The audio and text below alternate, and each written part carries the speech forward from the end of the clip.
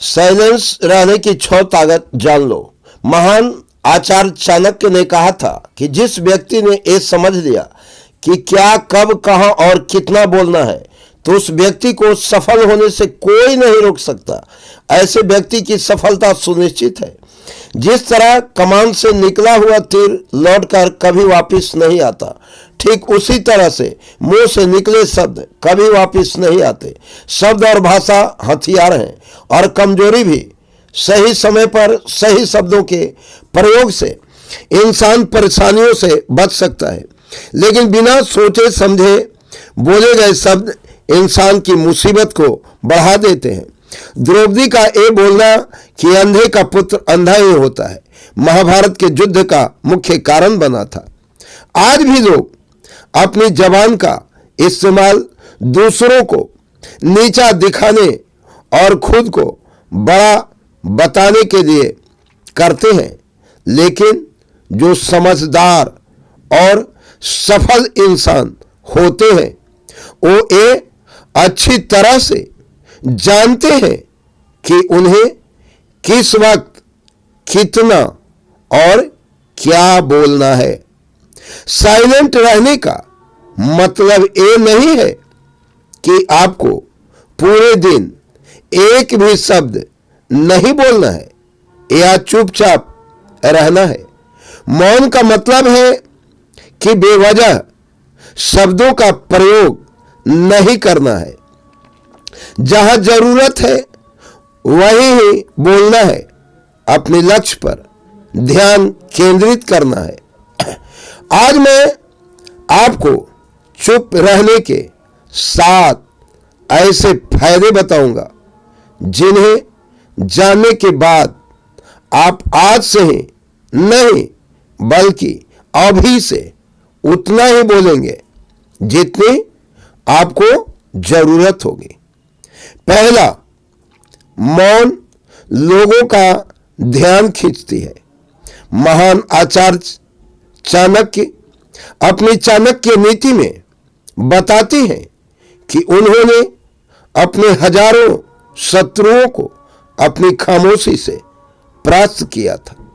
वो खामोश रहकर अपने शत्रुओं को विचारों में उलझाए रखते थे और सही समय आने पर वह अपने दुश्मनों को ईंट का जवाब पत्थर से देते थे। साइलेंट यानी चुप्पी किस तरह लोगों के अटेंशन को ग्रैब करती है, यह बात आप इस उदाहरण से समझ सकते हो कि जब क्लासरूम में टीचर किसी विषय पर बात करते हैं तो स्टूडेंट्स उनकी बात को बिल्कुल ध्यान से सुनते हैं, लेकिन जब अचानक टीचर या स्पीकर बोलना बंद कर देते हैं तो सभी लोग आश्चर्य में पड़ जाते हैं। अरे क्या हो गया भाई, कम्युनिकेशन बंद क्यों हो गई? मैं जब स्कूल में था तब अक्सर ऐसा होता था और आपके साथ भी ऐसा हुआ होगा। ठीक यही फार्मूला हमारे दैनिक जीवन में भी लागू होता है। जब आप अपने काम से काम रखते हो, दूसरों के मामले में दखल नहीं देते हो, जरूरत हो तभी बोलते हो, तो लोगों का ध्यान आपके ऊपर जाता है। और अगर आप कम बोलते हो, जरूरत हो तभी बोलते हो, तो लोग आपकी बातों को ज्यादा महत्व देंगे। लोग आपकी बात को उन लोगों की तुलना में ज्यादा प्रेफरेंस देंगे, ज्यादा याद रखेंगे। जो लोग बिना जरूरत के बक बक करते रहते हैं। दूसरा, मौन बातचीत में मदद करता है। शांत रहना, मूल भाव यानी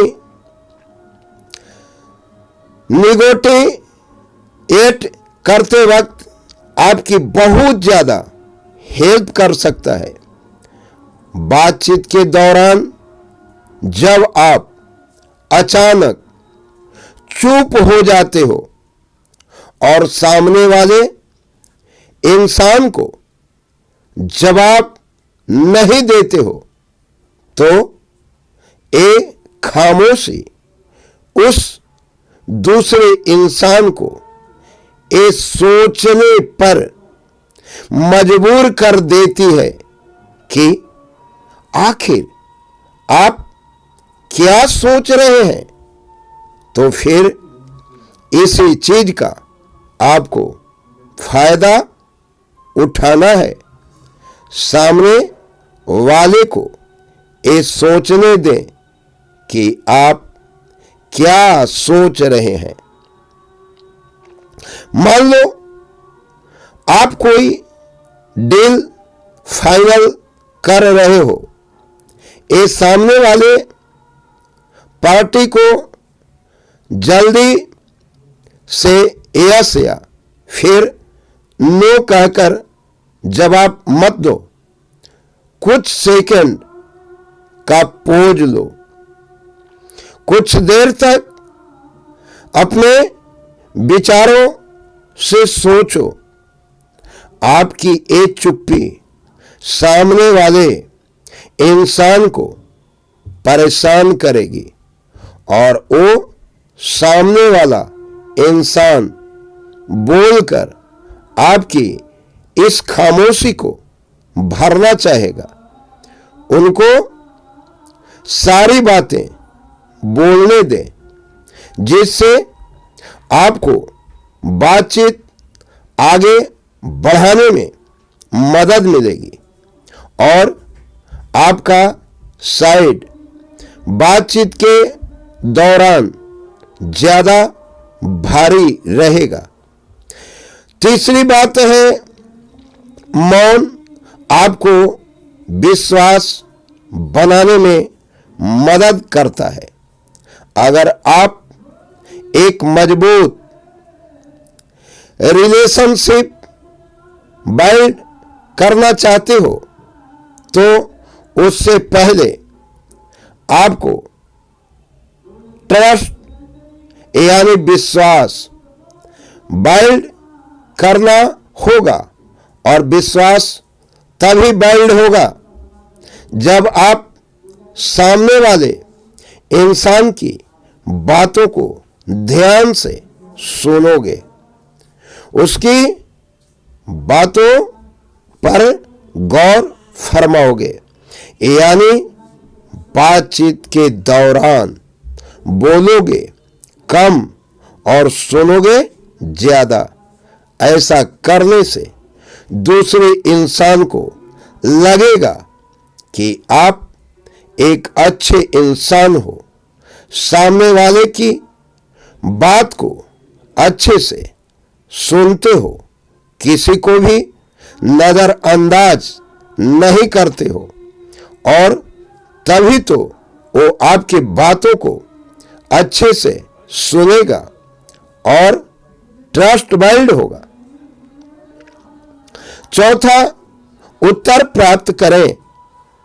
आपने ऐसे कई सारे लोगों को देखा होगा जो कोई प्रश्न पूछने के बाद रुकते ही नहीं हैं, अपनी बक बक चालू रखते हैं या फिर दूसरे को बोलने का मौका ही नहीं देते।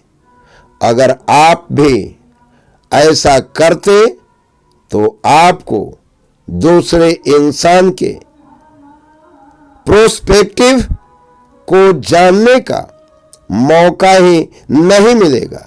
लोग आपके प्रश्नों का जवाब ही नहीं देंगे। इसलिए कोई भी प्रश्न पूछने के बाद आप साइलेंस हो जाओ। आप अपना ओपिनियन मत दो। लोगों का क्या ओपिनियन है उस बात पर उस प्रश्न पर आप जानने की कोशिश करो, शायद आपको कुछ नया सीखने को मिल जाए।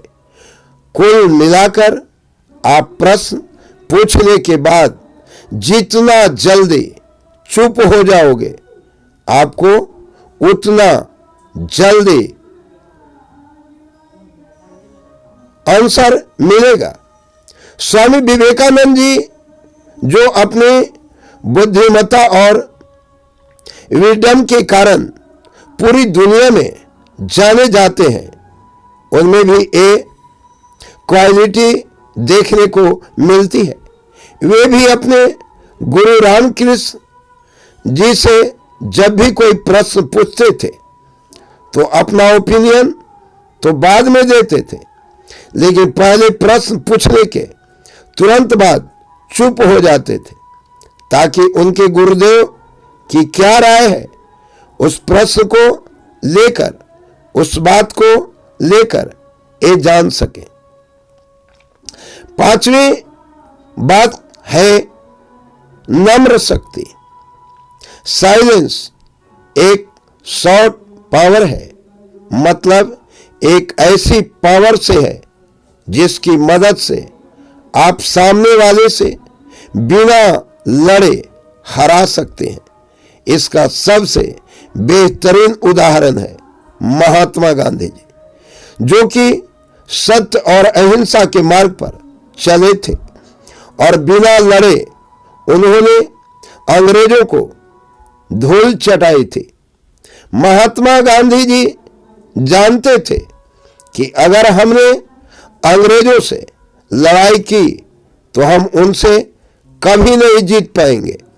उन्होंने शॉर्ट पावर का इस्तेमाल किया और अंग्रेजों को हराया।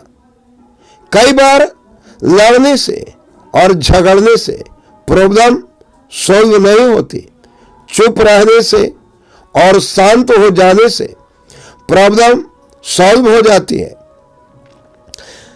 छठी बात है विचारशील मौन।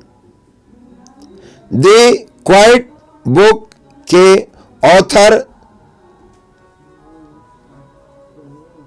सीजन केन अपनी बुक में बताते हैं कि थॉटफुल साइलेंस कई सारी मुसीबतों से बचा सकती है।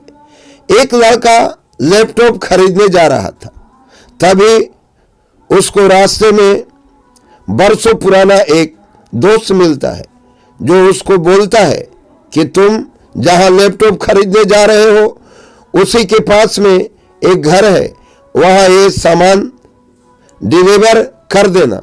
वह अपने दोस्त को ना नहीं बोलता है और उसका सामान ले लेता है, लेकिन जहां सामान डिलीवर करना था वो घर उस दुकान से काफी दूर था। उसका बहुत सारा समय बर्बाद हुआ। उस आइटम को डिलीवर करने में बाद में जब वह दुकान पर पहुंचा तो वह दुकान बंद हो चुकी थी। उसे अपने दोस्त के ऊपर बहुत ज्यादा गुस्सा आया। इसलिए हमें हमेशा हाँ नहीं कहना चाहिए। ना कहने और साइलेंस के पावर को अच्छी तरह से समझना चाहिए। तो दोस्तों, इन सब बातों से आप ये समझ चुके होंगे कि साइलेंस में बहुत बहुत ज्यादा पावर है। साइलेंस अर्थात चुप्पी के पावर को कम नहीं समझना चाहिए। साइलेंस आपको बहुत सारी मुसीबतों से बचा सकती है, आपके जीवन की बड़ी समस्याओं का समाधान कर सकती है। और अगर आप भी इन बताई गई बातों को उतारते हो, जहां जरूरत हो वही बोलते हो तो डेफिनेटली आपको बहुत ज्यादा फायदा होगा, आपका जीवन खुशियों से भर जाएगा। लाइक और सब्सक्राइब करना ना भूलेंगे।